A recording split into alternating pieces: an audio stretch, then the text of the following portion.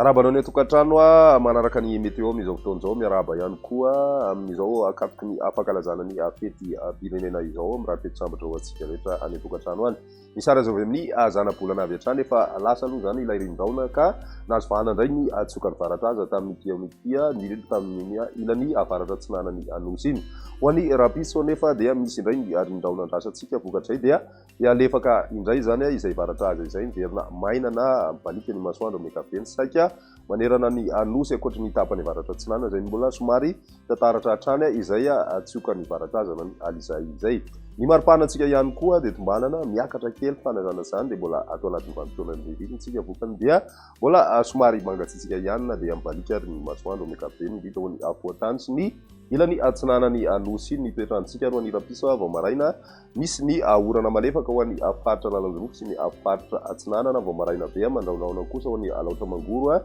sy ny ilany atsinanany faritry sofy azy mety arahina herika indraindray ho an'ny faritra nalamanga ho an'ny ilany atsinanana dia misy ihany koa ny araona vao maraina fa misava ihany zay rehefa atoandro ny andro ny ambiny kosa dia malika tanteraka ny masoandro ho an'ny rapiso tolakandro mbola hitataratra hatrany ny orana tandridraona mety mipetraka any amin'ny faritra analanjorofo sy ny faritra atsinanana mandraondraona hatrany ihany koa ny andro ho an'ny ilany atsinanana faritra sofia sy ny faritra alaotra mangoro fa ny ilany andrefany Madagasikara kosa dia malika tanteraka ny masoandro raha ny maripana vinavina amin'izay rapitso izay ho an'ny morontsiraka atsinanana tafidina hatramin'ny 420 degré celsius ny maripana vinavina ary raha amin'ny ankapobeny aloha dia niakatra kely zay raha taty amin'ny faritra anosy satria dia manodidina ny 20 degré celsius teo tamin'ny omaly tombanana ho 420 zany ho an'ny rapitso. Ary amin'ny morontsiraka atsimo andrefan'ny Madagasikara ihany koa dia eo amin'ny 4 ka hatramin'ny 7 ny maripana ambony indrindra vinavina ny raha voatany 2 degré celsius kosa ny ambony indrindra milatsaka hatrany amin'ny 4 degré ny ambany indrindra raha zay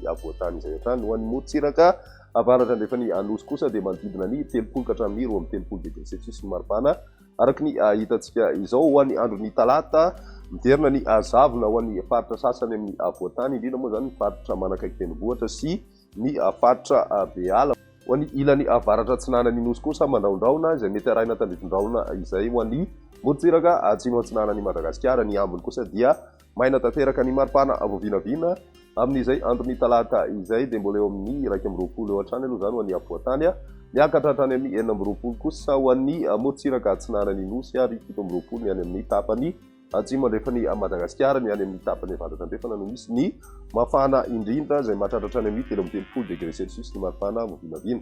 Amaranantsika azy ny andron'ny alarobia mbola mety mipetraka hatrany ny zavona ho an'ny voatany faritra sasany moa zany tena mahazo azy misy ihany koa ny tandridraona hitantsika any amin'ny distrikany Antalasy ny